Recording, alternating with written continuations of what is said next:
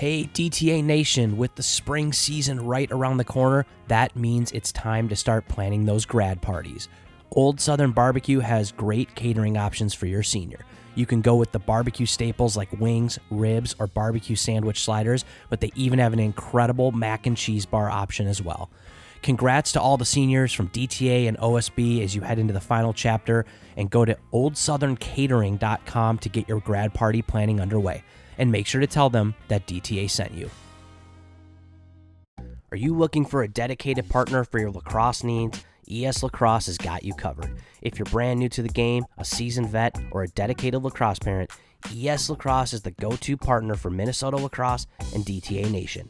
Whether you need new gear, a restringing of your current setup, custom uniforms or apparel for your team, or one of their awesome starter sets for your brand new lacrosse player, the selection, expertise, and service at ES Lacrosse is unmatched. You can visit them in-store at one of their 3 metro locations in Woodbury, Chanhassen, and Vadnais Heights, or visit them online at eslacrosse.com. And welcome to Down the Alley. This is PMAC. And Ted T.S. Spirides. And welcome to Section 4, episode of Section 4. But before we get there, what's going on in the world right now? We're coming out of the frozen tundra. Yep. I feel like I'm just frozen. Yeah. I don't know, just an igloo. I feel like I've been in an igloo for like, I don't know. It's been a weird cold week. Yeah, it definitely has been a long stretch of sub-zero. I feel like at the time of this recording, I think there are some warmer temperatures ahead, but on the horizon. But I know that we had that little warm kind of tease like right at the end of January, beginning of February, and it was kind of feeling like maybe lacrosse season was around the corner, and then it got really cold again. College teams are playing in blizzards. Yeah. It's been kind of crazy, but we're inching our way to the high school season. We have our training and some of the off-season stuff is kind of starting to wrap up as far as with club. I think a lot of high school teams are starting to do captains practices or like team organized events. Obviously not like with coaches, but they're getting the guys and gals together to start getting the stick in the hand. We got hockey playoffs starting, so that's kind of starting to wrap up. So, yeah, we're getting closer, or we're about at the end of this episode, we're halfway through the sections. I think a lot of these sections have been interesting, where there's been some.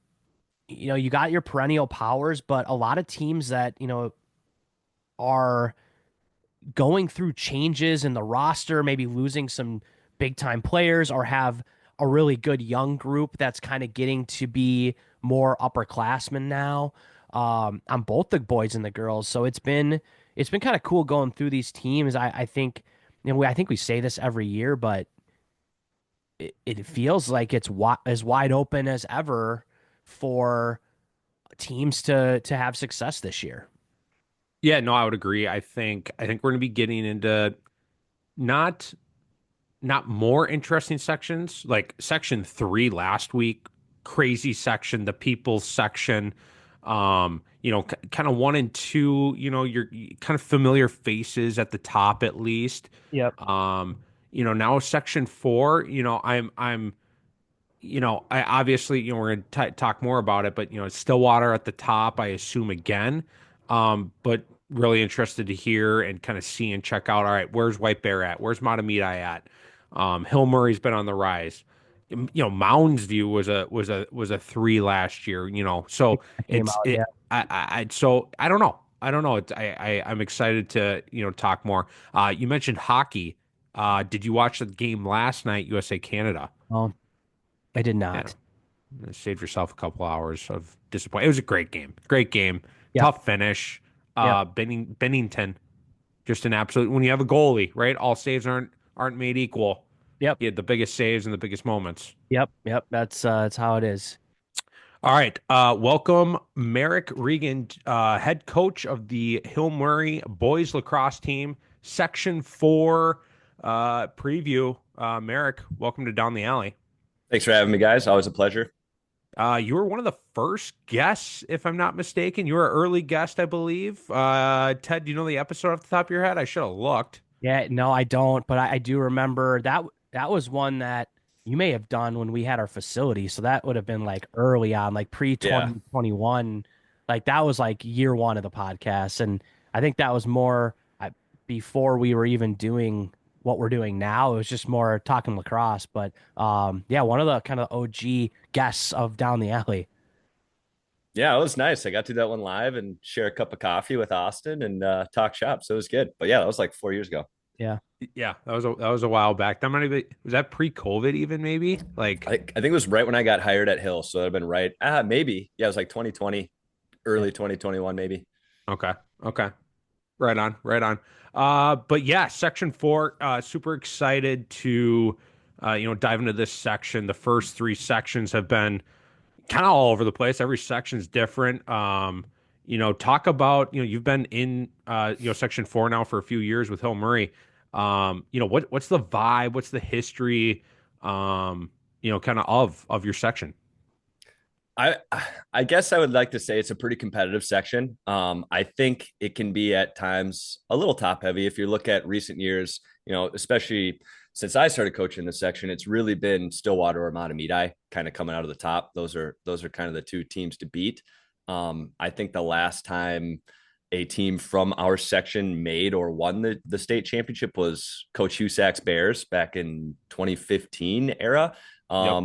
But consistently there's been strong teams coming out of the section, a lot of D1, D2, D3 talent Yep. across the board. So it's been a battle. I think, Hill Murray, we've kind of fallen in the middle of the pack the last handful of years, and obviously are going to make a bid to climb a little higher. But it's been a fun section. The coaches have kind of been around for a while, so it's competitive, but it's kind of a fun group of guys who all want to see East Metro lacrosse kind of get on the map a little more. So we have a good time. Going into 2025, any notable new teams leaving?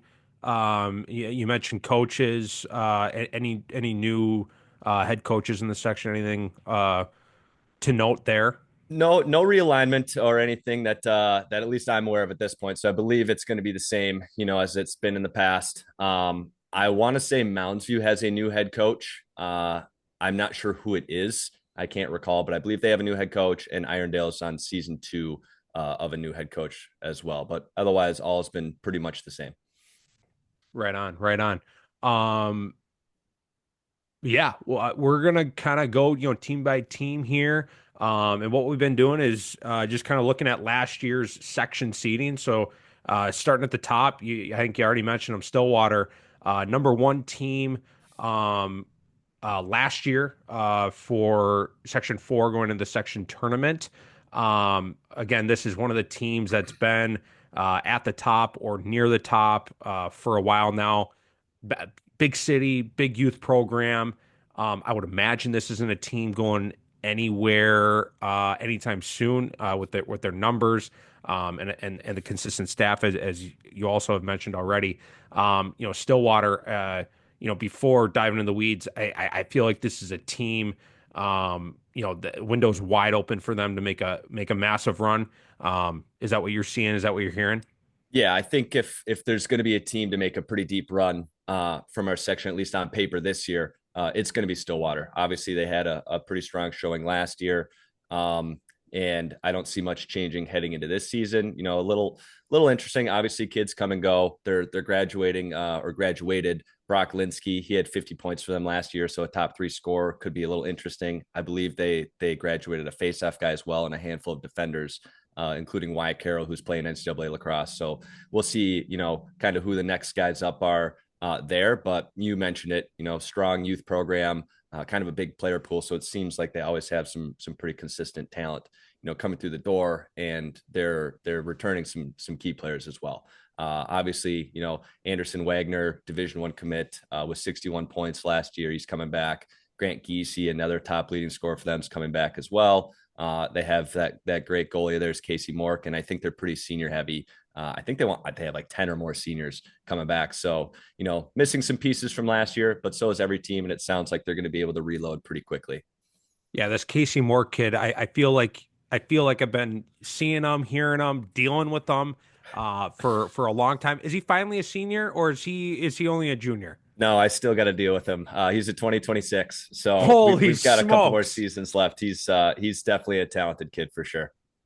Yeah, kind of looking at some of the notes I had written out a while back, they averaged like over 12 goals a game last year, top 5 in the state, and they only lost 18% of their production, which is probably just Brock's numbers, right? Right.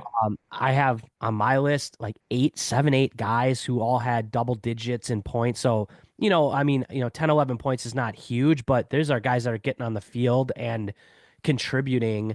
And then you got those big guys that you talked about that had 60 plus points last year. And yeah, it kind of all starts with the goalie. I think, in my opinion, I have never coached against Stillwater, but from this little I've seen them, they like to play a fast-paced run and gun style, and they want to get up and down the field. And having a goalie that can be, can make some pretty miraculous saves. If you're gonna put some pressure on your defense, maybe in transition, they can live with that because they know they got their goalie.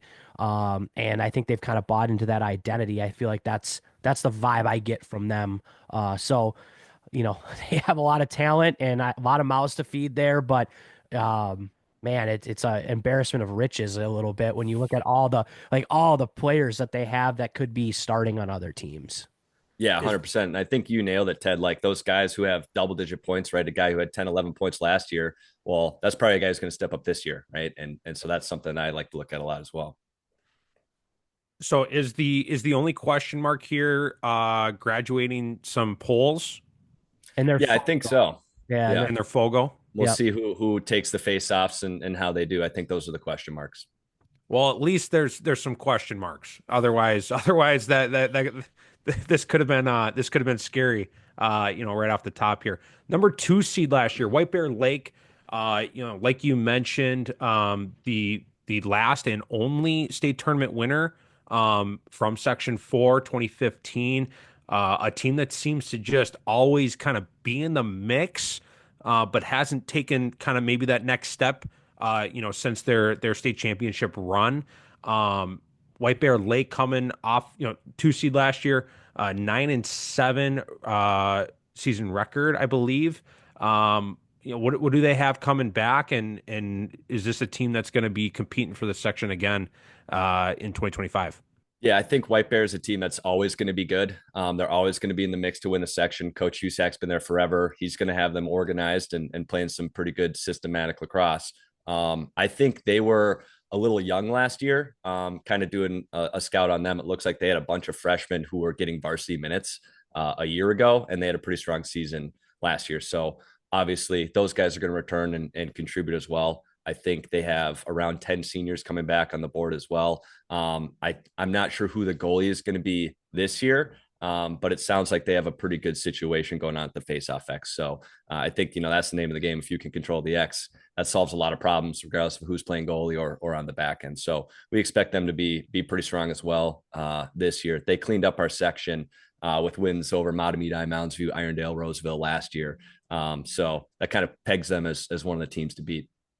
Yeah, it looks like they have 4 guys that all had like 30 plus points last year that are all returning. So it's not just give the ball to one guy and have to rely on it.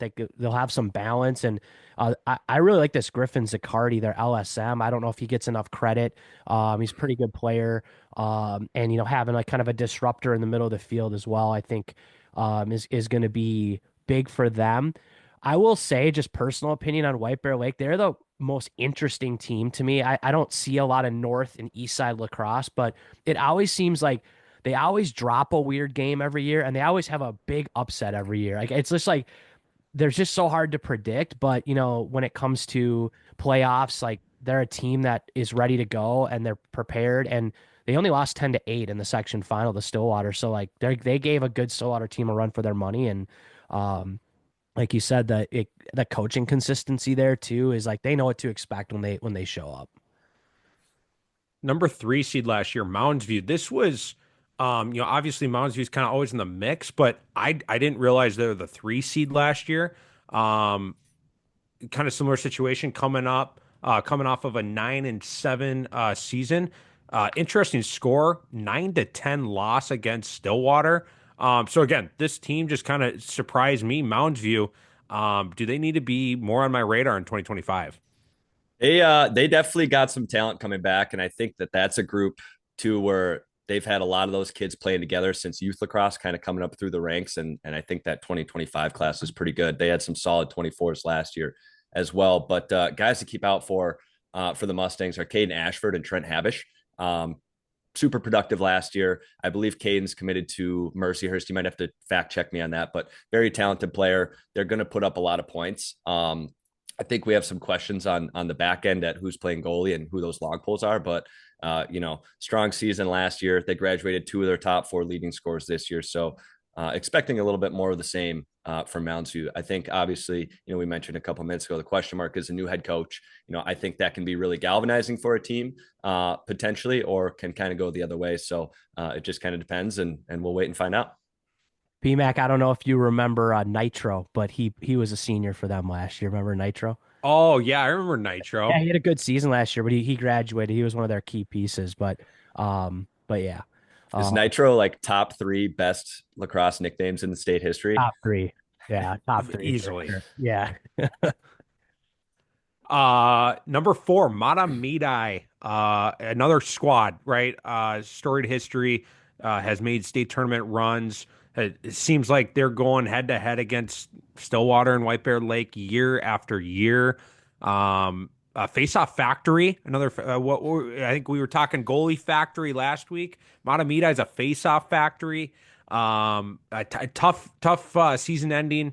They ran into, the Stillwater buzzsaw, but Matamidi, I fully expect them to be all the way back. What are they bringing back in 2025? Yeah, I'm with you. I think maybe a little bit of a down year for the Zephyrs last year. I think they're a great program. Coach No does an awesome job just with team culture. That team seems always ready to play. But to your point, absolute face-off factory. The X Factor, Sam Churchill, Bellarmine commit. I was looking up his stats the other day. I think he went like 82, 83% last year. So that's, when you're playing Matamidi, that's the game plan is what are you going to do for your wing play? How are you going to slow down that production at the face-off X? I know they graduated their goalie. So they'll be having a new goalie in between the pipes this year, but they're bringing back guys like Oscar Magnuson, Gunnar Selman, and a couple strong defenders as well. So I think, I really like the brand of lacrosse that Matamidi plays. We're going to control the face-off X and we're going to play some really tough physical defense and 10-man ride you all day long, which I appreciate. So they're always a super tough team, and I expect them to be pretty formidable this year. I got like you mentioned Sam Churchill, so I heard a lot about him last year. He only played 12 games. It looks like he doesn't have stats from the Stillwater game, so I don't know if he got hurt, or if it just didn't get updated or something. I mean, it could just be missed stats in lax sub, which happens a lot, but um, yeah, I mean, 83%. Like, there was a lot of talk, obviously, about Quinn Power last year because of, he was an amazing player. But Sam, in a pretty tough conference and section, Matamidi plays a good schedule, had a really good numbers as well. So, I think he'll be a force for sure. The number 5 team, Hill Murray, your squad. I feel like they've been, getting better and better every year. Under your leadership. Is this a hockey school that's turning into a lacrosse school? What's going on at the Hill? Yeah, I would like to keep grabbing some more of those hockey kids. Shout out to them, by the way. They're having a fantastic season, and we'll keep an eye on them throughout the rest of the section tournament. But if you ask me, I'm going to tell you that we're winning the section championship every year, right? And you got to believe that, I think, as a coach, and that permeates to the rest of your team. But looking at last year, we were a super young team. We graduated two players from our starting lineup. We had 3 seniors total. I think we beefed up the schedule on our end a little bit last year, adding teams like Minnetonka to the mix. We play St. Thomas, that's in our conference, so we get some pretty strong games. A couple of them were pretty close losses on the board. For example, that St. Thomas Academy game, I think we lost them by 2 or 3 without Jackson Murphy, our Detroit Mercy commit. So I think reflecting on the season, couple of tough losses by a young team. And I think that we're learning what it takes, to get over that hump. And it seems right now that the kryptonite is that school over in Matamidi. We've ran into them the last few years in the section tournament, and we played them pretty tight last year, but got to find a way to get over that hump. We're returning our top 4 goal scorers from a year ago. Our 2027 goalie is in his 3rd year as a starting varsity goalie, so he's got some tenure there as well. But yeah, I think we just got to find a way to come together and get over that hump. You subtly, just dropped that there's a Detroit Mercy commit. Jackson Murphy, what's going on with this? Not to play favorites, I'm playing favorites. What's going on with this Murphy kid? What type of player has Detroit picked up here? He does a lot for us. He's one of our captains heading into the year. Obviously a Division I talent, but I think he's the kind of guy who he's on our man up. He plays midfield, he plays attack. We invert with him. He kind of does it all for us, and we pair him up nicely with another 2026 midfielder that we have, Jake Godbout. So we got a little righty lefty action going there. So I don't think it's a secret. I'm not spilling any magical beans here that Jackson Murphy's going to be a guy that we look to a lot this season. Yeah, and he had 32 points in only 8 games last year. So, when he was out there, he was productive. And I was gonna, shout out. You mentioned him, Grant Hennon, your goalie. I feel like we were talking about him like a couple years ago, and like you said, he was like a 7th grader or something playing varsity lacrosse. And now he's had a couple years under his belt. And I think he's been getting some attention kind of nationally too. I thought I saw some stuff about him doing well at a showcase or something like that. And that's always nice to have steadiness in the cage, right? And I think him being a little older, I've dealt with it at Farmington. We had a young goalie that was an 8th grader playing varsity all the way. He's finally a senior this year. So the last couple years when he's been older, it has kind of changed how the defense responds, and he's more of a leader. And I think you'll see that with your goalie. Not saying he wasn't before, but yeah, I like what you got going here. You got a lot of guys coming back.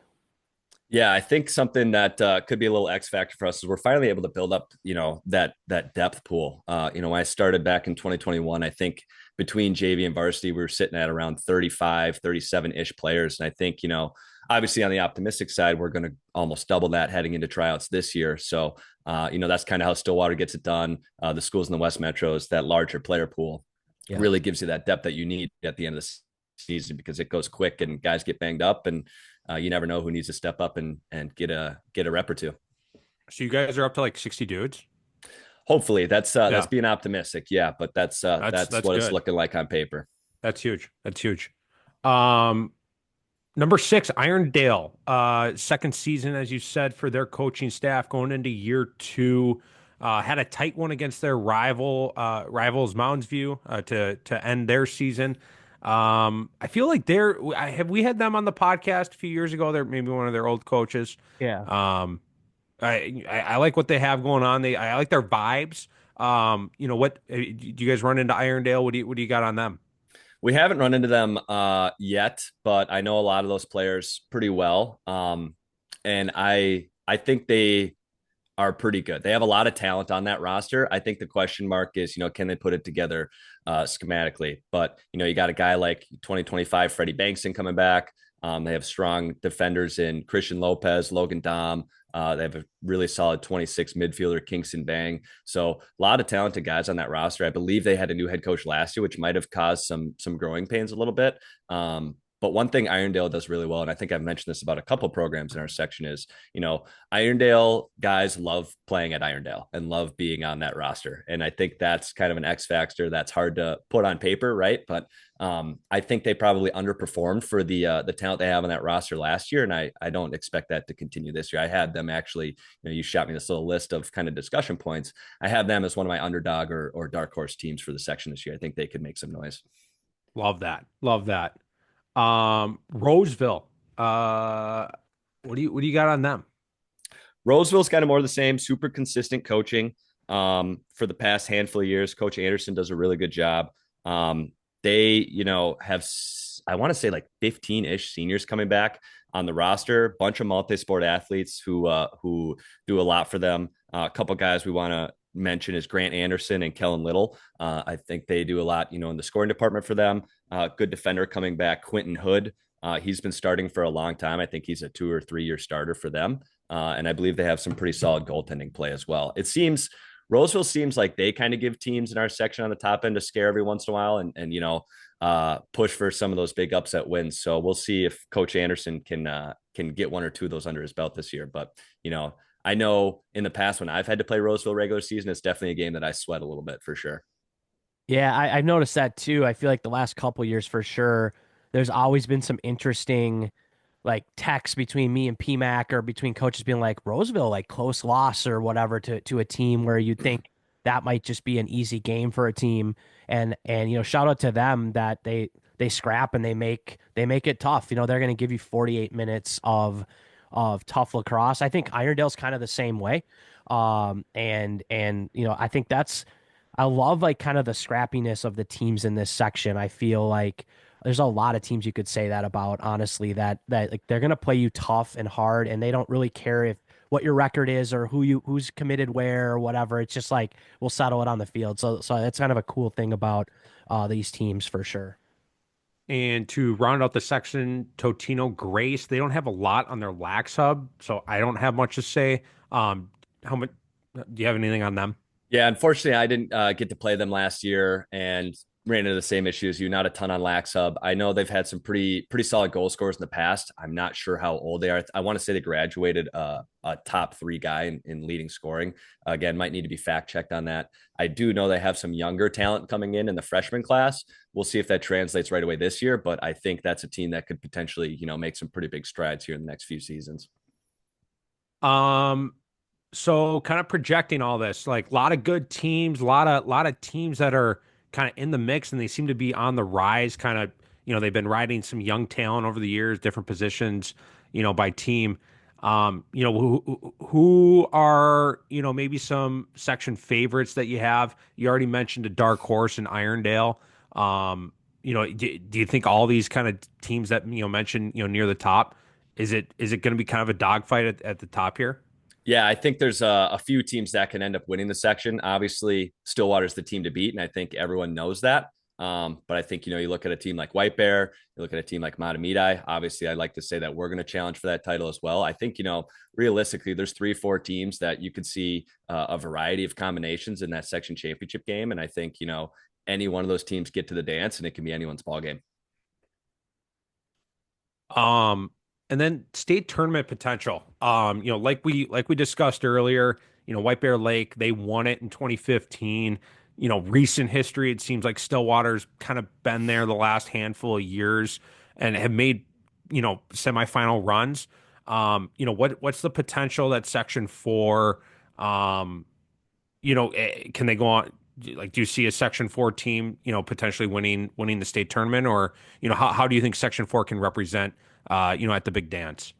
Yeah, I think it kind of depends on the year, obviously, and what other sections are looking like. But to get out of our section is a challenge. You're going to have to beat teams with Division I talent and some strong coaching staff. So I think whoever can get over that hump is certainly apt to make some noise at the state tournament. I think Stillwater's made the third place game and won that a couple times. So it'd be nice to see whoever it is from our section take another step forward and make the championship game. I think it's been about 10 years now. So I think that's the great thing about our section is, no matter who wins it, we all kind of come together and root for that squad during the state tournament. So hopefully whoever that is can make some noise. And I feel like, like it's been Stillwater maybe the last handful of years. But like Matamidi, you said, has been obviously around. They've been a couple overtime goals away from a state final too. So, like you said, it has been not just Stillwater, but everybody. It's like really close in the semis. And I think last year when we were talking about preseason stuff, I kind of said I think Section 4 is going to have a team that wins a state title in the next couple years. So I don't know. We'll see if that happens. Ted had a bold take. Merek, do you have one on your way out here for Yeah, I a think bold take for Section 4? I think just kind of reflecting on the NFL season this last year, being a part of the NFC North, I think we're going to have a little bit of that sentiment in Section 4 as well. So my take is going to be at least 5 teams in Section 4 going to have a over 500 record. think we're All gonna right. be we're gonna be pretty win heavy in section 4 this year. All right. So you're preparing for a long section seating meeting? Exactly, exactly. Just want to hang out with those guys a little more, right? Yeah. Yeah. Awesome. Awesome. Well, Merek, thanks for coming down the alley with us this week, and doing a deep dive with Section 4. And good luck to the Hill, in 2025 here. Much appreciated. Thanks a lot, guys.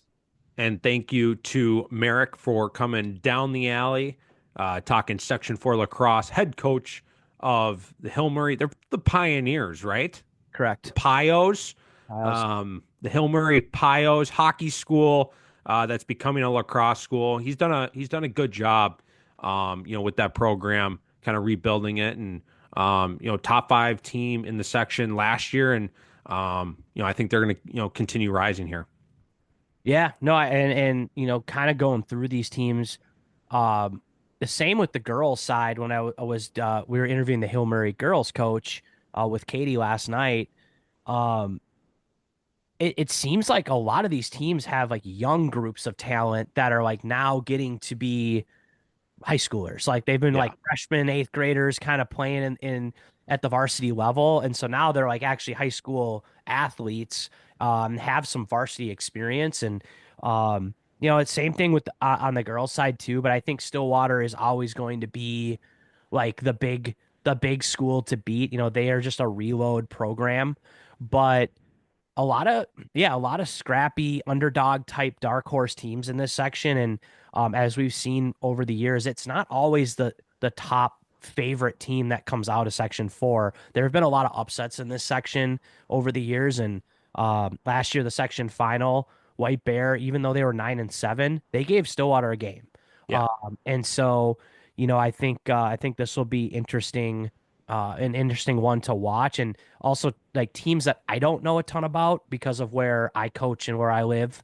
Right. So it's nice to hear more about East Side, kind of North and East Side lacrosse. Speaking of the girls, are we going to kick it over to the girls' interview to break down Section 4 girls now? Yes. Let's kick it over to them.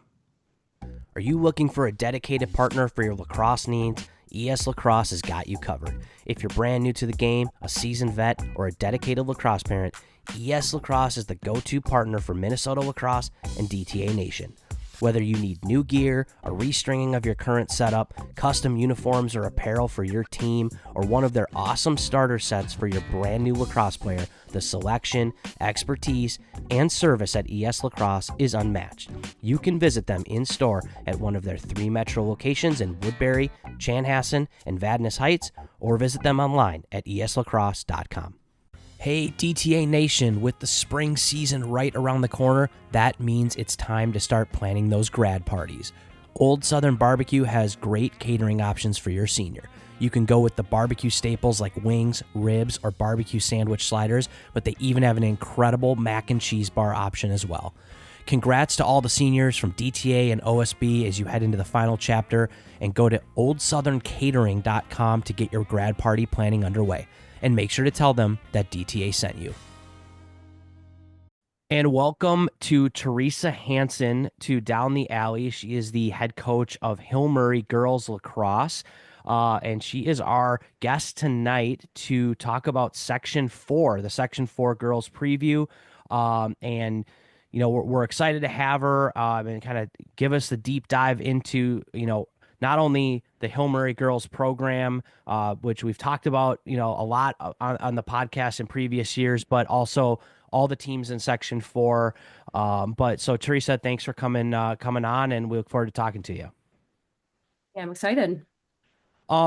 Just a quick background of who you are, how long you've been coaching, just for anybody that might not know who you are, and just kind of introduce yourself.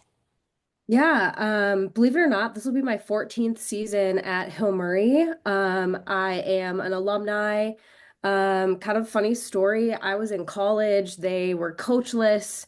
My basketball coach, high school basketball coach, who at the time was also the school principal, reached out and was like, "Our athletic director needs a lacrosse coach. Like, can you help us out?" And I'm like, "Well, sure, I know lacrosse, but like, I just played with some of these kids 2 years ago, you know?"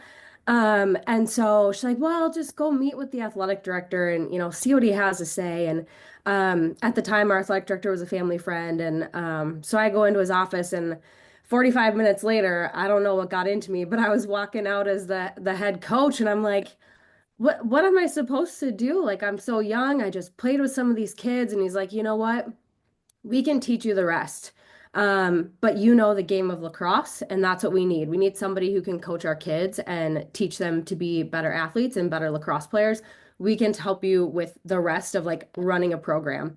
And that's really what I love about Hill Murray is it's just such a great community. There's so much camaraderie, there's so much support. And that's why I've been there still for 14 years because it's such a great community to be a part of. Yeah, wow. So yeah, Dang. been there Yeah. for a long time. I think Hill Murray, has always been in this section. So have you already? I know maybe at one time it was only four sections. If you've been there for 14 years, so there might have only been four sections for a while. But when it moved to eight, have you always been in this section, section four? Yeah, we have. There's been a lot of, changes of teams, at least from initially, but I feel like in the last like quite few years, we've had roughly the same kind of teams. We get a new one here and there, but yeah. Yeah, cool. So, kind of looking before we look ahead to this year, we always kind of just like to recap last year a little bit. Um, I think it kind of was a crash course. It ended up being a Stillwater beating Gentry in the final 6-5, really low scoring, close game. And There was a couple close ones last year, like in the prelims too. Like I love a one goal game that late in the season. That's kind of it's fun late in the season to have those close games instead of that first round being a blowout. For sure. I think, Section 4 and Stillwater have always kind of been synonymous of each other. Yep. And I think in the last few years, all the rest of us have just been getting better and better. And so it's allowed for more of those competitive games in the section. A lot of us, we kind of are like a section made up of like two different conferences. So a lot of us do see each other like throughout the regular season. Like Matamidi, we see them in the regular season and we typically see them again in sections. But some of our the other teams are getting better, which is great because it makes our section so much more competitive. Um, yeah, Yeah, and Stillwater last year they won their first round game against Minnetonka. They ran into the buzzsaw that is Lakeville South, and then a 13-15 loss in the third place game to Benilde St. Margaret's at the time the defending state champs. And so really close, a fourth place finish for Stillwater. So the section has done well over the years at the state tournament.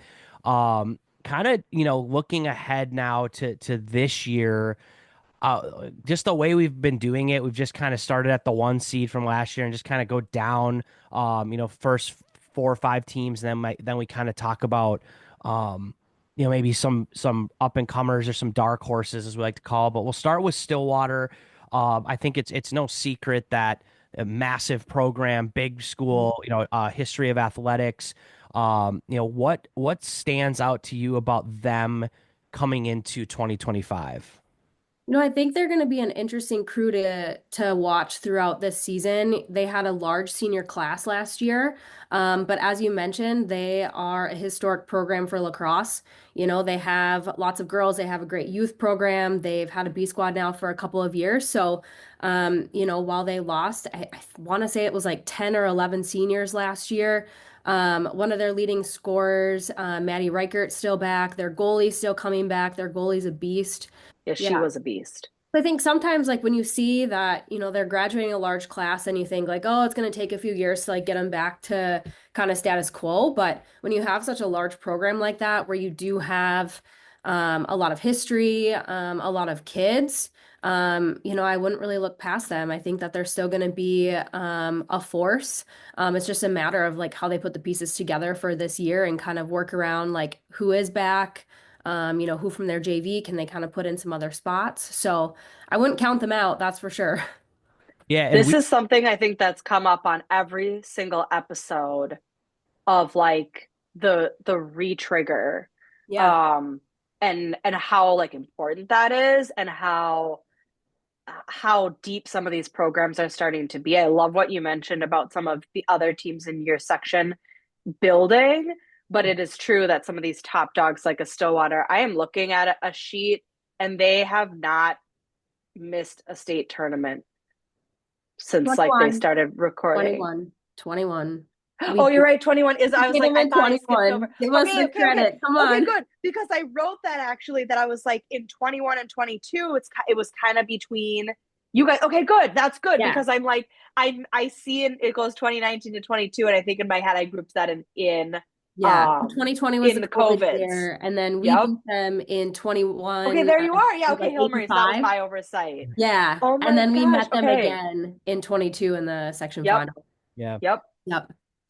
Yeah, and I think like you said, they get a couple really important players back. Maddie Rickert, committed Division II.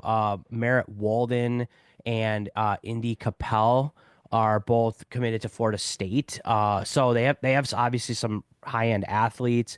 And something that has come up quite a bit is also like with programs of that size, sometimes there's players on JV that could be starters at like hundreds of other places, but because they're waiting, there's just so many kids, they just Mhm. have to wait behind a senior who they might be as good as, but they're just not, they just give the senior, like the opportunity to start in front of them or whatever. So sometimes, unless you're really deep into following JV lacrosse in Minnesota, which unless it's teams you're coaching against, you're probably not seeing a lot of it.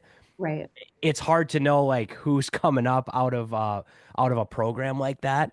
But Katie will probably echo this. Like at the youth level, it seems like Stillwater always has their 14s and their 12s and their 10s are always like really good, and they have multiple teams at every age level. So it's like Yeah. just the odds, like the math problem of like there's probably going to be a good player in every grad class. So that'll be interesting to see kind of who fills these senior roles or the I roles. will say, yeah, I've been coaching 10U now at Prior Lake for 4 years, and we've lost to Stillwater at not in the championship. Sometimes it's like the semifinals or the quarterfinals, even because they're 10-year-olds and they're hot.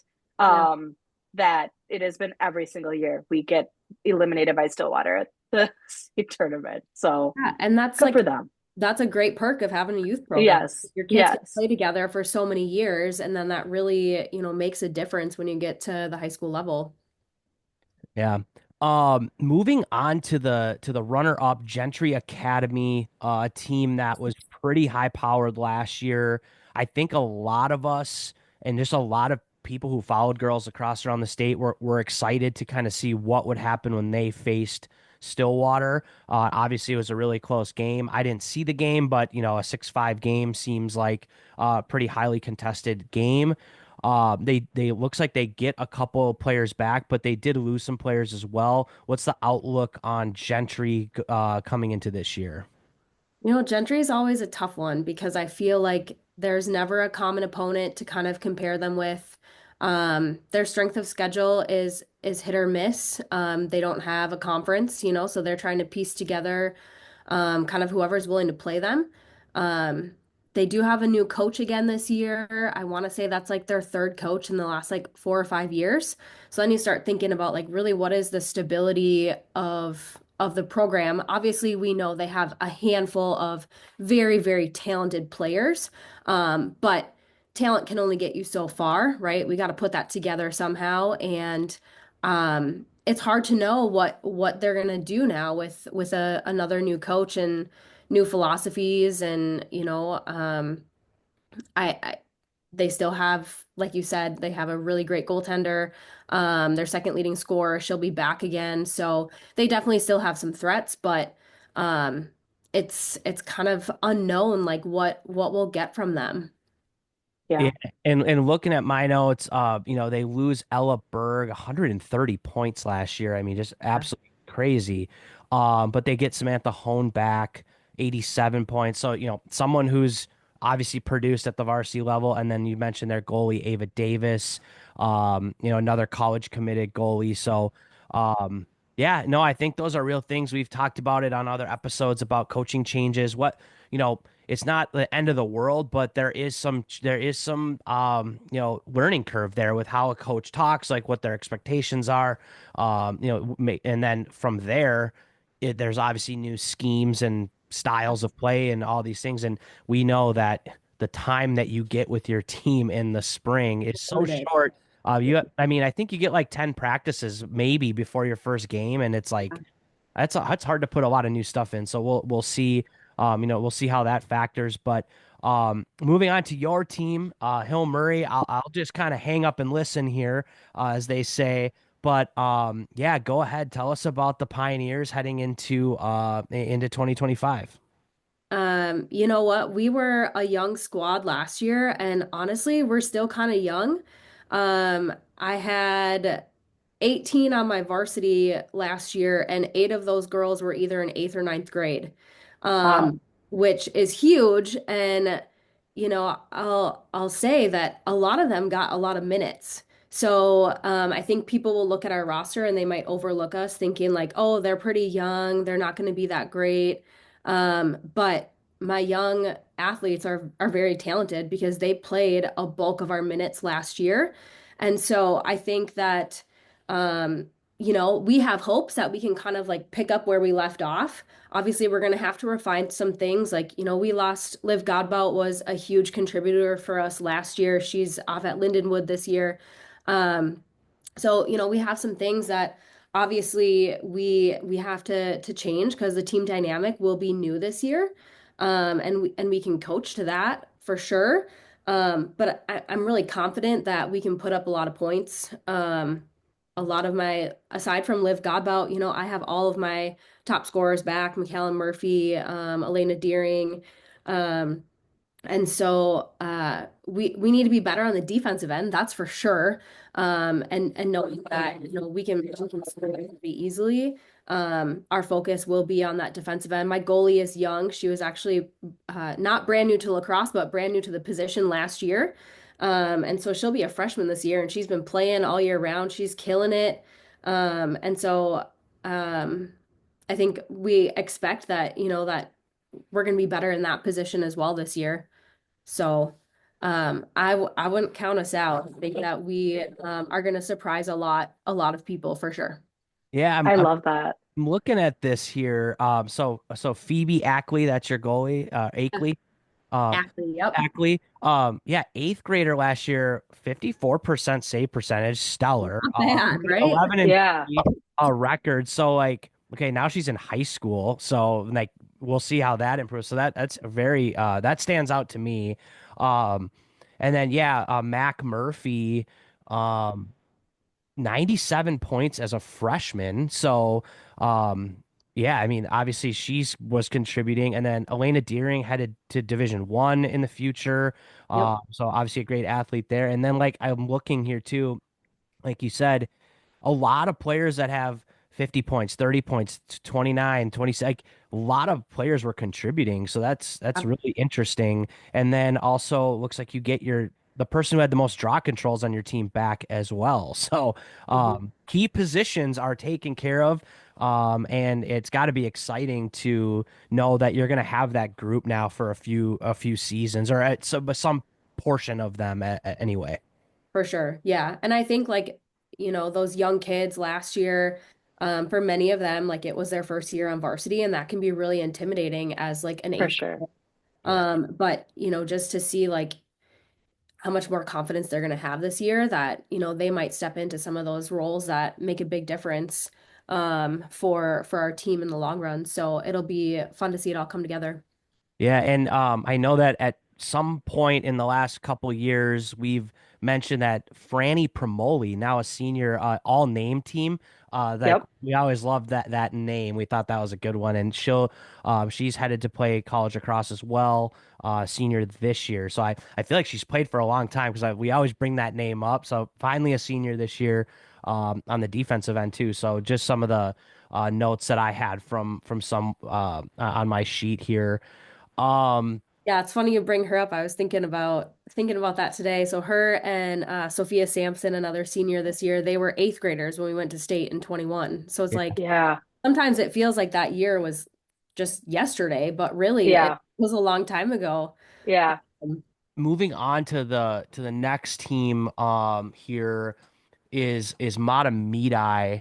Um, you know, I There's someone we talk a lot about on the boys' side. They're kind of always in the mix on the boys' side. And I feel like the girls' side doesn't get as much love. So hopefully you can enlighten us I on think the this Matamidi girls team. yeah, I think this might be an up and coming year for them. Obviously they lost to Stillwater in the semifinals.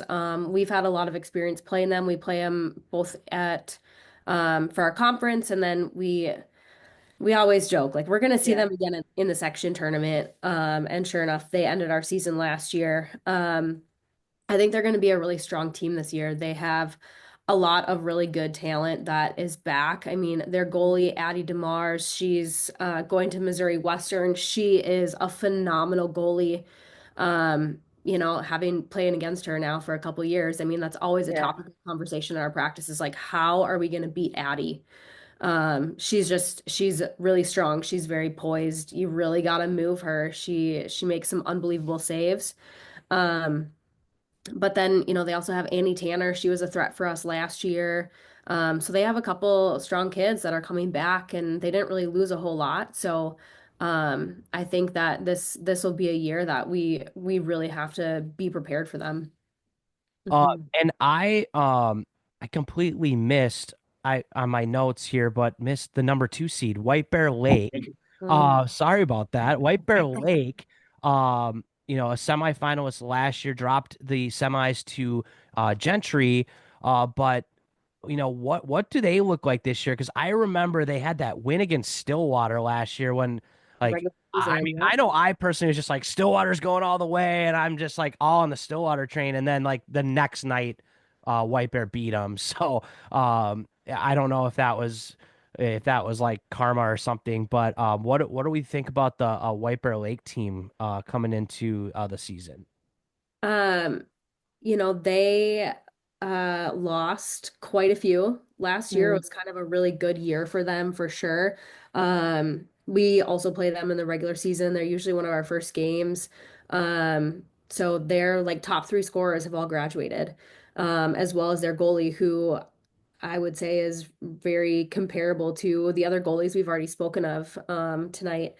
But I will say they are well coached. Colleen has been there for a handful of years. They have had more girls participating every year. Obviously, we played their JV last year, and I can tell you, like their JV is really competitive. They have some really, really fast girls, and so I think it kind of comes back to what we were talking about earlier. Is like you see these young kids are like witnessing greatness from these kids that are older than them, and it's really motivating for them. And so I think that there's a lot of those JV kids that are going to move up into those holes.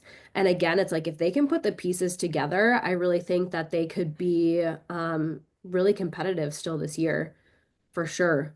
Yeah, and I think a couple of their players from last year ended up going to Detroit Mercy. Is that correct? Or at least one of them did. I thought they had a Detroit Oh yeah, Mercy. wasn't there like a pair? There's Yeah, two of them, I must be think. Ada Jada Jensen, Jensen was like kind of a big name for them. Beverly Bev, I can't think of Bev's last name. Peterson. Yeah, that they look like the two. And she also this Bev Peterson had 84 draw controls as well. So huge, two really big contributors. So yeah, that is definitely that would be interesting to see how they replace that production. Obviously, Stillwater is like you guys have met in the section final before, but Matamidi or White Bear, since you see him in the season, and you said White Bear is usually like your first game, who of those games are kind of like the bulletin board team of like the girls get pumped? It's kind of maybe a little bit more hyped because it could be a precursor to a semifinal, or some sort of section game. 100% it's Monmedi. Okay, That is something that, I guarantee you right now, they already have the date on their calendar with all interesting. the stars around it. I think for a while, I mean, we're we're somewhat close, but you can argue that for like Stillwater, uh, Yeah, as well. We have a lot of girls that, have friends there, play with them in the summer. But there's just something about that rivalry between our two schools for lacrosse that, I mean, it's a fun rivalry, like it's really yeah. competitive, but I just feel like, especially for the last handful of years, it's always a really close game. And you gotta do all the little things, and it's the team that does it better that truly wins every single time we beat them.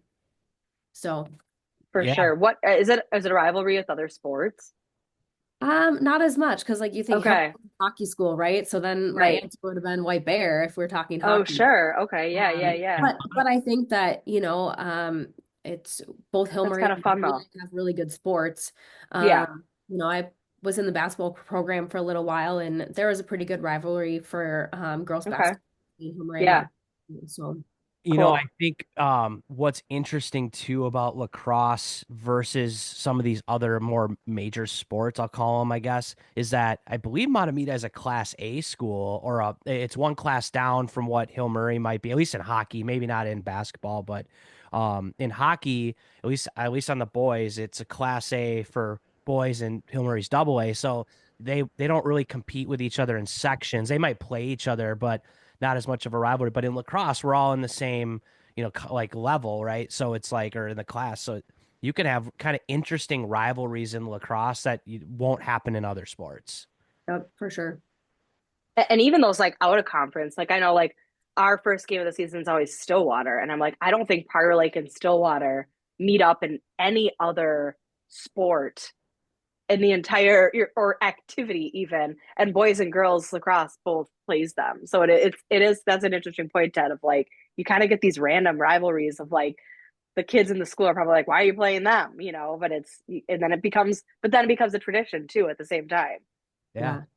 Yeah. Kind of looking, those are sort of the top teams in the section. Not trying to, discount what the other teams are doing, but like, are there any like kind of in that middle of the pack or maybe the bottom half of the section, at least from last year? Are there any teams that might be interesting or someone to watch, going into the season? I have two that I will definitely be keeping my eyes on. One of them is Roseville. We always play them in a non-conference game. They're in Stillwater's conference. I really think that they're an up-and-coming team. Um, David, their coach, has been there now for a handful of years. They've been very young, um, Mm. but the kids are competitive. They work well together. Mia Huntley is a huge scoring threat. I think she's a 27. Um, but they kind of started the year just middle of the pack, and then as the regular season kind of wound down, they had a close game with us. We only beat them by two. They had a close game with Matamidi. So they were really kind of putting things together at the back half of the season, and I think that will really kind of give them a good jump start into this year. I think it's definitely motivating for those girls to see that they've gotten so much better over the last few years. Um, the other one I would mention is Totino. They're relatively new to our section. I think they just joined us in the last 2 or 3 years. They have three very talented players. We played them non-conference last year as well. Layla Jackson like dropped 5 goals on us. It was completely unexpected. So I just think like those, they're three um, kind of top point leaders coming back, they could definitely be a contender for getting a higher seed as well. Um, but we'll see what happens. Yeah. Totino Grace, I have a note here that says it's Kirsta, maybe, or I don't know if that's a Krista typo. Munsinger, I think is her last Yeah. name. She's on Um, our conference team, yeah, or all section team. Yeah, 37 points, but the additional note here, some intriguing non-scoring stats: 68 ground balls, 72 forced turnovers, and 81 draw controls. So someone Extremely that, scrappy in the midfield, she is. yeah, Yes. so someone that like if you just look at the stat sheet and the goals, you might be like, okay, but obviously contributes in a lot of other ways. And definitely, like you said, it looks like to be a player that mixes it up, pretty scrappy and important to make sure that her team is successful. So, that's an interesting call out there. Um, I like we aren't we aren't asking coaches to make predictions or anything like that. But do you have maybe any bold, bold thoughts, like not necessarily predictions of where teams are going to get ranked, but I don't know, any bold predictions about something that might happen or anything like that for this year? I really think that we're going to see someone different come out of Section 4 this year. That might be too bold to say live. I might get some hate. Nothing's too bold. Nothing is too bold Um, here. I think that over the last few years, like it's been a different mix kind of in the top four, maybe even the top five, but it's a lot of the same teams. And I think that a lot of those teams, those programs, those kids who have been here the last few years, like they're just really hungry for it. I think we're going to see some really, really close games. Definitely in the semifinals of sections. I think we don't typically see a lot of upsets in our section, but I feel like talking through, looking at some of the girls that are coming back, just the history of some of these teams, I think there's going to be some upsets this year, and hopefully somebody else coming out of the section to head to the state tournament. I like it. We love an upset. And you're right, though. Looking back, even there has not really been any upsets. So No. maybe this is the year of the upset. I think that was last year, actually, on both the boys and the girls side. We kind of called it the year of the upset, but maybe it's round two. Bring it Uh, on. one last question I have. I'm trying to I don't know what conference you're in, so I'm trying to find your schedule for this year, but Our any Metro. new um any new games out of conference this year that you guys are excited about? Like obviously the Matamidi ones, circled on the calendar every year, but any new teams that you have a chance to play? We got Chisago Lakes on our schedule this year. We're interviewing them next week, I think, for section Interesting. 5, Okay. aren't Yeah. we? Or 6? They're in 7, but so a couple Oh, weeks. sorry, 2 weeks. Yeah, they're a very interesting team. They've had a nice Yeah. run up there. Yeah, I don't recall ever playing them, at least in my 14 years. So they're someone new for us. We have Blake back on our schedule. We used to play them non-conference. I think the last year or two we didn't have them on our schedule.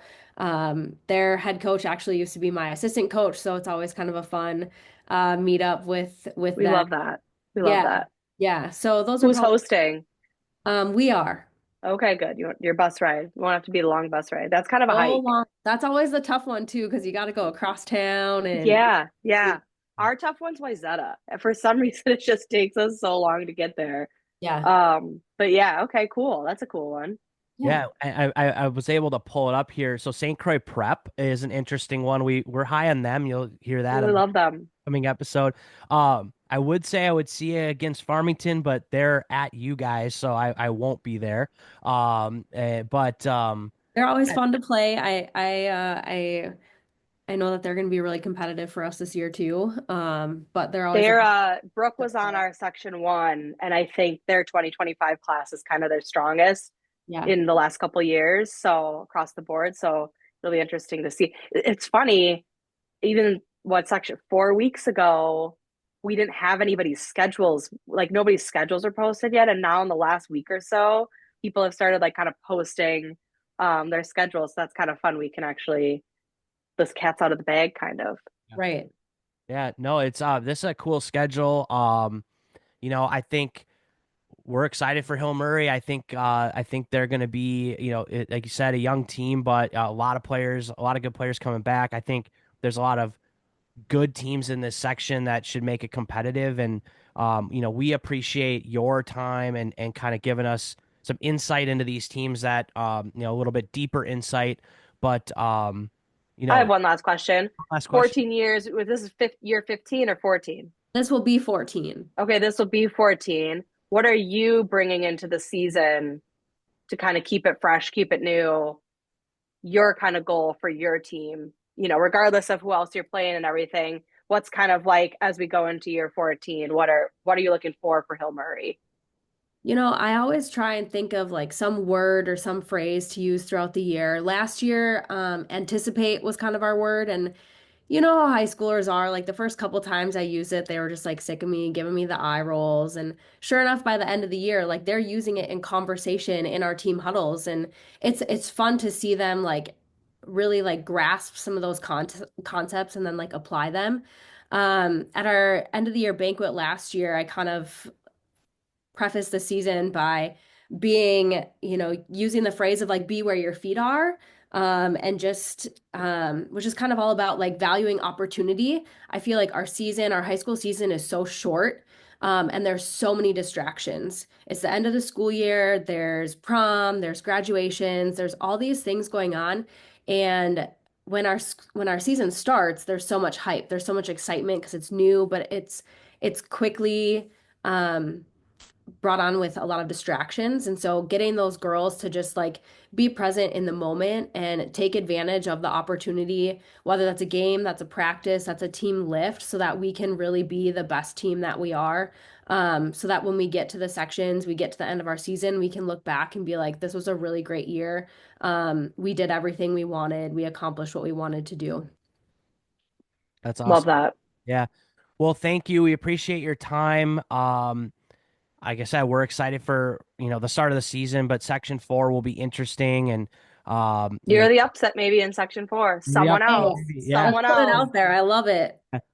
Good luck this season, and I'm sure we'll catch you at some point at a field or maybe have you back on in season to see how things are going. Sounds good. Thanks, you All right. guys. Yep. Thank you. And thank you to Theresa Hanson for her time and talking about the kind of the breakdown of Section 4 girls. Like I said to her, previously, we don't know a ton about this section just because it's not an area that we're coaching a ton in at the youth level or at high school.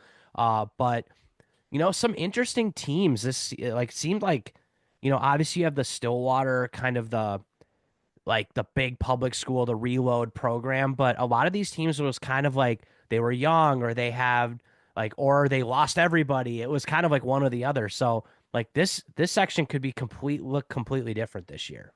I think you're right. I think I love her take on that someone new is going to come out of it.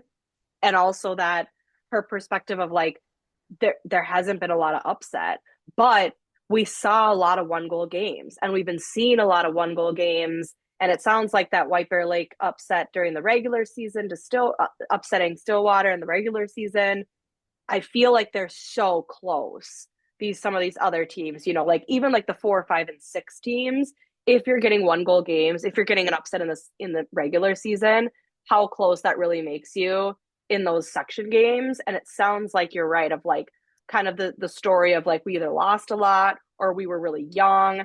And she mentioned it too, and I feel like it's come up just a lot this season, this um DTA season of like the young kids needing that time in varsity. It was just like with Cretin Durham Hall too, that like I feel like we've had all these teams of 7th, 8th, ninth graders are Yeah, finally in high I school, feel like but that. they've been playing 3 years of varsity, but Yep. that still makes a big difference. So it's like, okay, are we finally in high school? We have all of this varsity time under our belt. She said it the same thing on her team.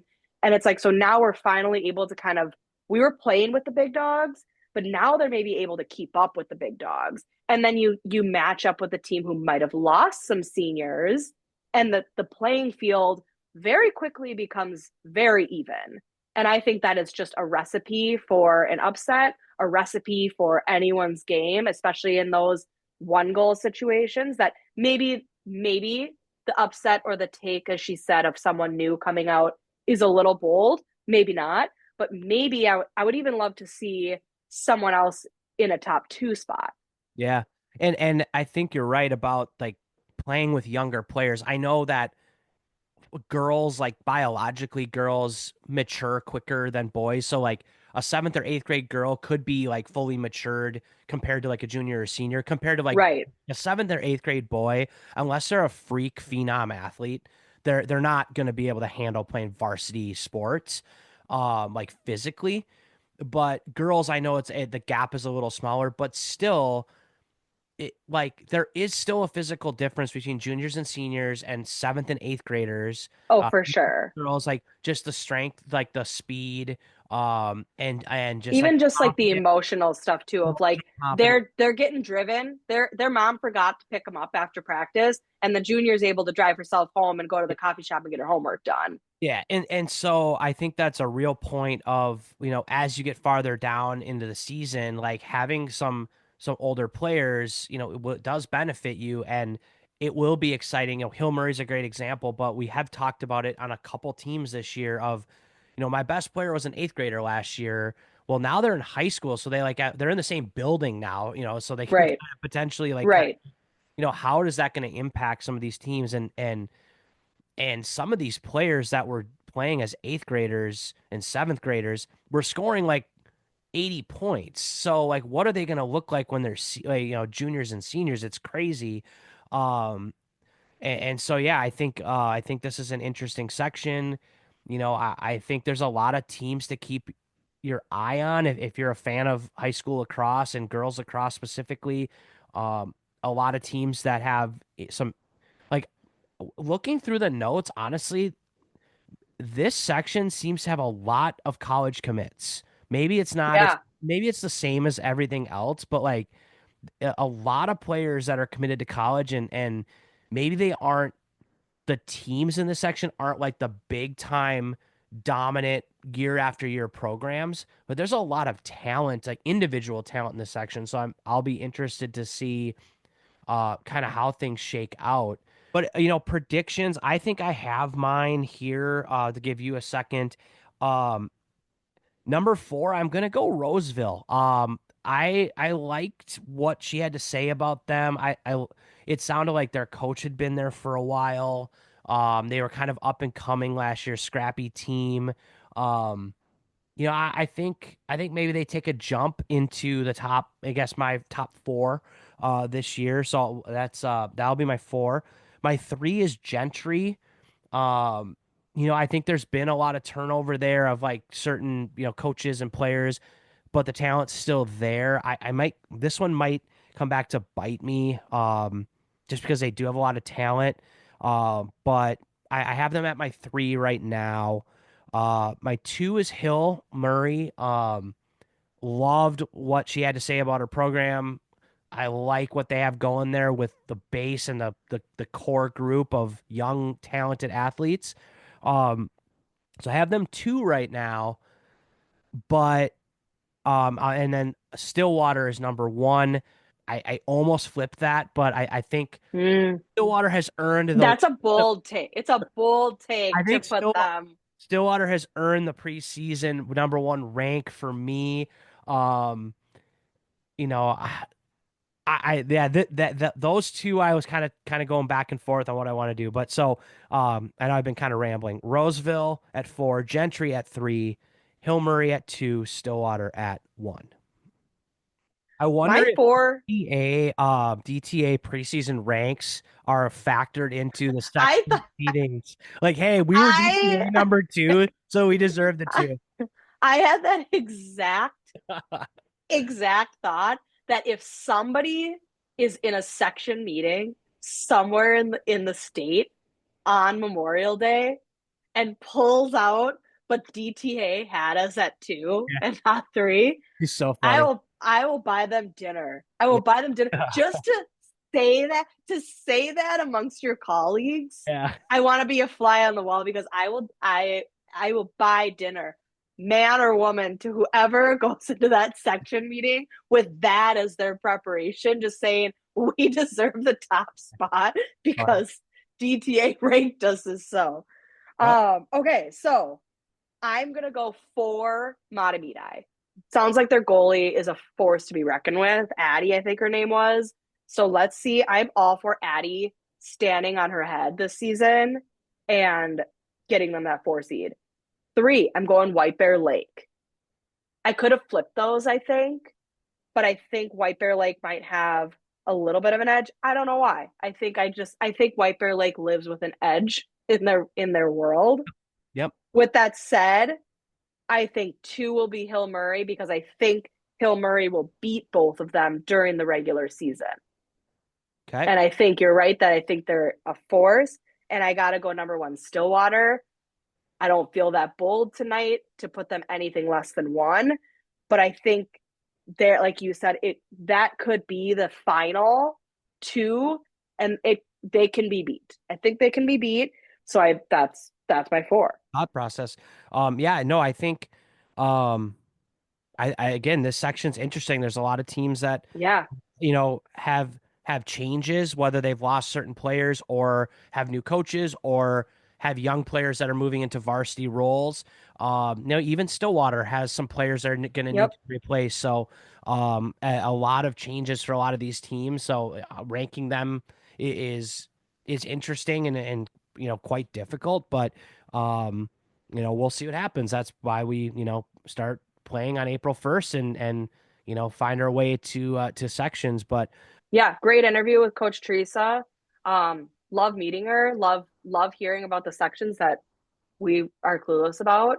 And love hearing about those rivalries and who's coming up the pipe, and all these little middle schoolers are finally in high school. So I think that's, and our girl Franny is all a name team, senior all name team. and all name team. And yeah, I think it's going to be section 4 is going to be another one to watch.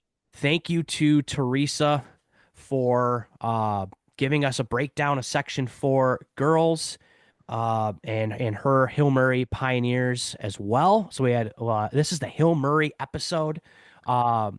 Katie and I did our predictions, but PMAC here needs to do his girls' predictions at some point.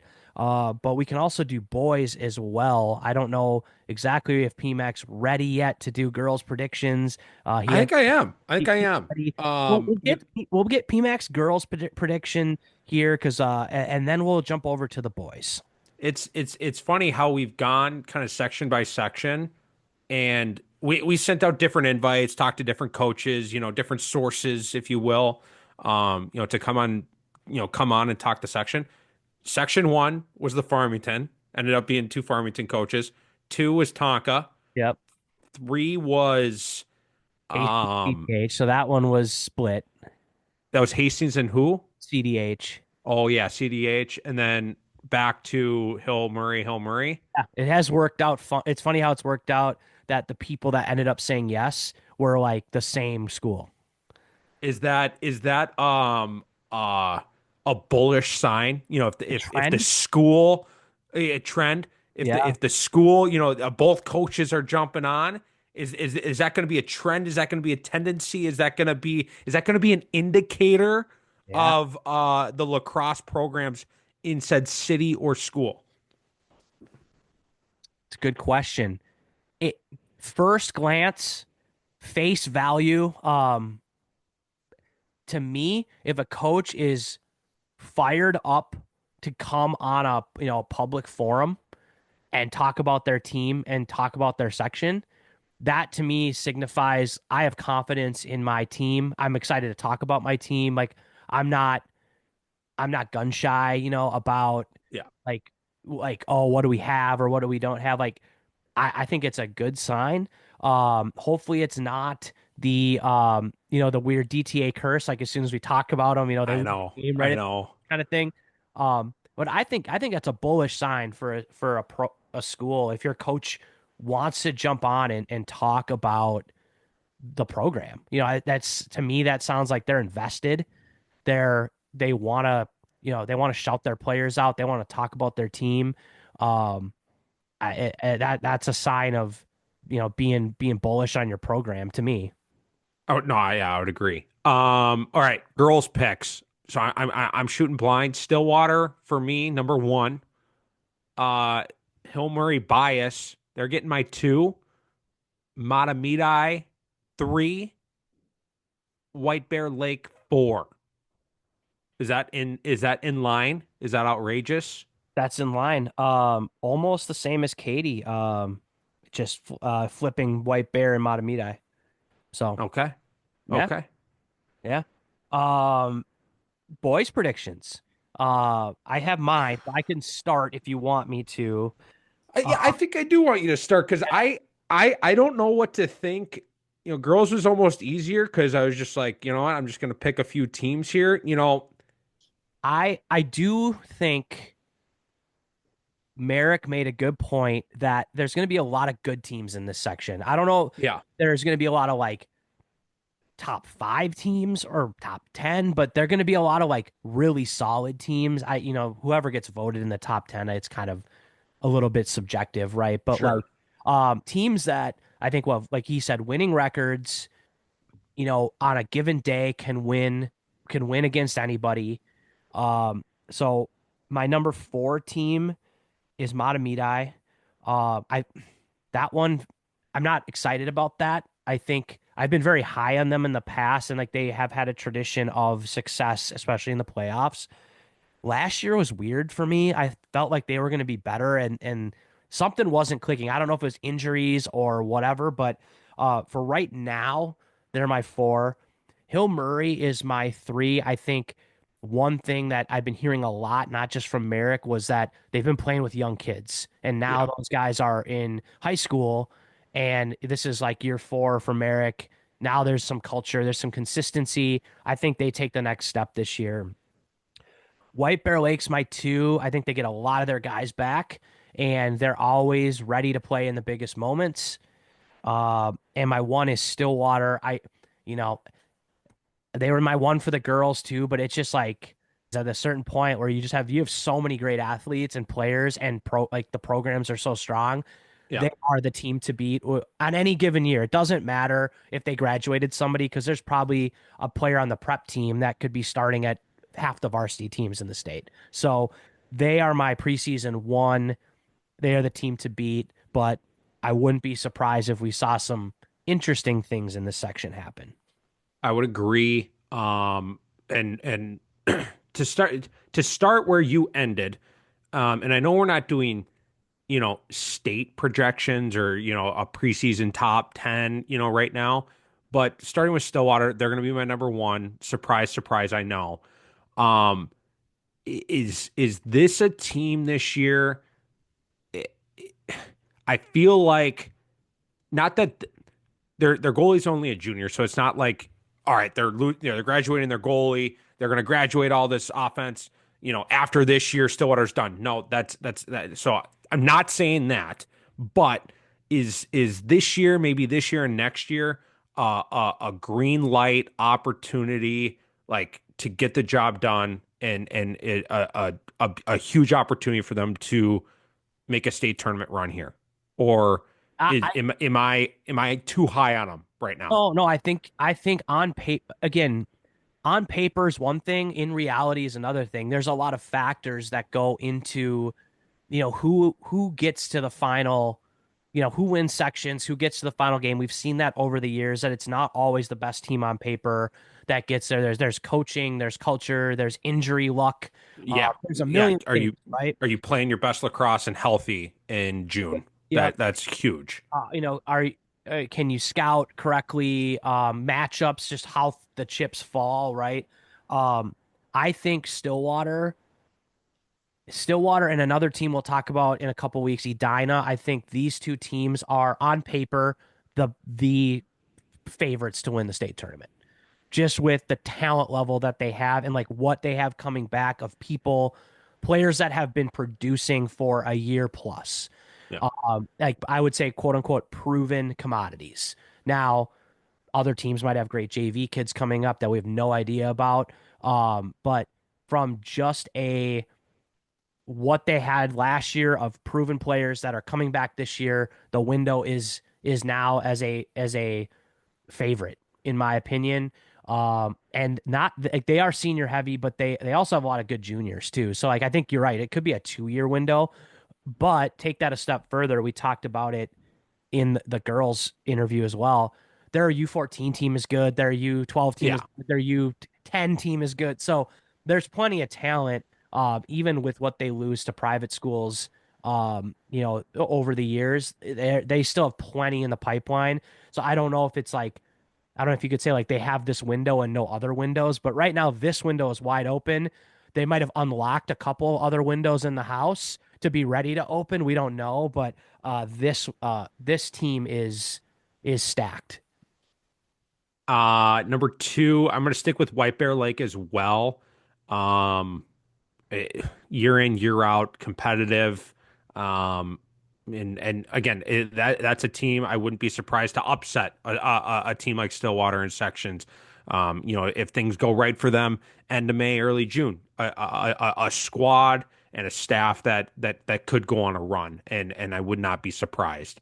Number three for me, the Hill Murray bump. Put them on the board. I think they're going to continue to take steps as a program, take steps as a staff and a team. I think they're going to take another step here this year for reasons you said.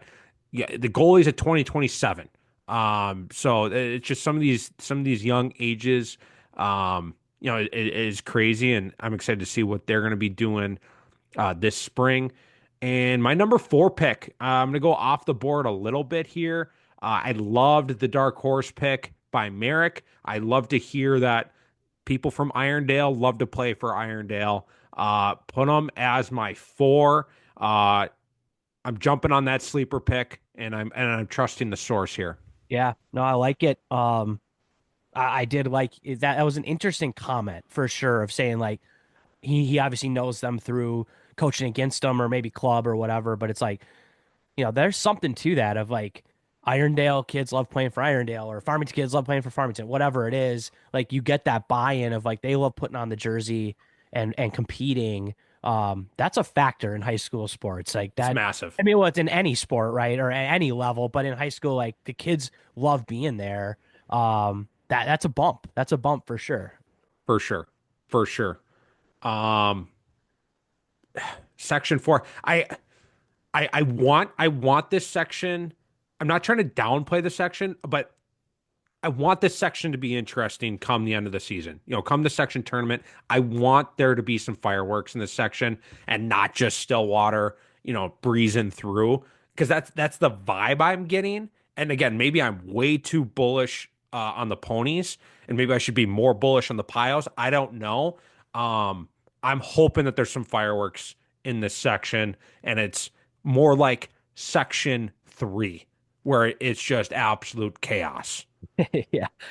Yeah, and I think, looking at this section, there's a lot of good rivalries, like high school Yes. sports rivalries in this section. I know that lacrosse can be a little bit different than other sports because like class A, class double A, or like in football, there's different, like there's like 6 different classes. In basketball, there's 5, right? So like Yep. it's not always the same. But I feel like in section 4 for lacrosse, a lot of these schools are hockey rivals, basketball rivals, football rivals. So like it just spills down into lacrosse. And like that makes it exciting to me as someone who really has no horse in the race. Um, no pun intended, from Stillwater perspective. Um, you might get some fireworks and some competitive games just because, maybe there was like a hockey game that got testy or whatever, and now those kids are playing lacrosse and like we're gonna bring it to the lacrosse field. So I don't know. It's interesting to me. Do you think that's a recruiting tool for coaches in the section of like, hey, I know you haven't played lacrosse maybe ever, or maybe you quit in high school. If you can come back, guess what? You Get can a take a shot. run at a rival across, Yeah, yeah. Yeah, I don't know if that's not a recruiting tool, it should be. We can as a lacrosse community, we can use all of the recruiting efforts that we can get. And I think another note just as we wrap up, White Bear Lake, they'll be hosting that East-West tournament or whatever at the beginning of the well, I guess it's not a tournament, like an East-West showcase at the beginning of the season, that first Saturday of the season. So, beautiful high school, beautiful field, really nice setup up there. I was up there for a football game this fall. And so really cool event that they put on last year. They're doing it again. A great way to see like teams that don't normally play each other because they're not in the same conference or section. So we'll get to see some East versus West, and it might be a good indicator on where some of these teams are at the beginning of the season. And you know, yeah, I think that's like a cool thing White Bear has like kind of taken on, and shout out to them for doing that. No, yeah, super cool. If you're not playing, definitely lacrosse data, check out a lacrosse event to check out. Section 4 could be interesting, could be a good fight at the end of the season. Next week we go to Section 5, which again, there's been a lot of changes in Section 5 as well. So Changes that are happening. Maybe there'll be more breaking yeah, news. yeah, things are There's happening. some things pending Uh, that maybe we'll be able to talk about next week. I don't know. I don't know if we're gonna get the alert. I don't know. So section 5, a section that has had a lot of success in state tournament history. We'll be talking with a couple coaches on them, but until then, we will catch you on the flip side.